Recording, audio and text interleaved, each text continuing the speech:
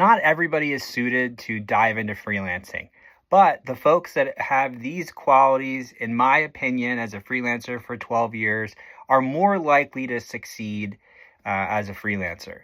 Are you a hard worker that's just willing to put in the time to get a project done?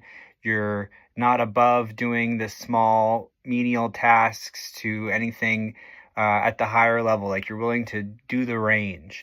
Are you a self-starter where you're not going to wait for things to come to you or someone to make a plan, but you yourself are happy forging the path and saying, what's the next step here? Let me go and figure it out, or ask for help in areas where I don't know what I'm doing. And in freelancing, there's often a lot of areas you don't know what you're doing. And it's having the wherewithal to say, all right, one foot in front of the other, let's go and learn this, figure it out, experiment, test, or get help where I need it. Having self-discipline, right? As a freelancer, you don't have an immediate boss saying you need to work these hours and get the project done yourself.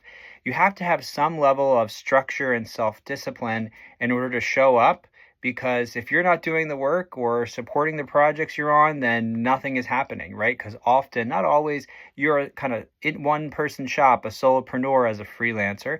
So if you're not diving in and taking action, nothing's going to happen on the project.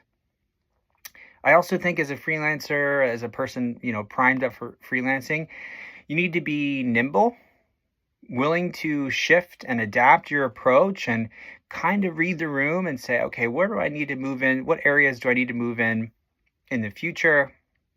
What tasks or types of projects should I take on now to best prepare me for moving ahead and having a long-term business here and making sure I'm financially secure and stable?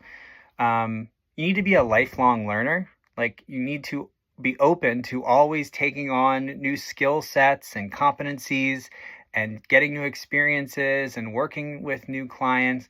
It doesn't need to be a rat race or hamster wheel of like, what's next, but you can't rest on your laurels, or you can't rest on what you already know. You need to continually advance your skill set in order to remain competitive and a viable contributor to the companies that you're supporting. What else? I think finally, self-awareness is like, when is it the right time to take a break, to go on vacation?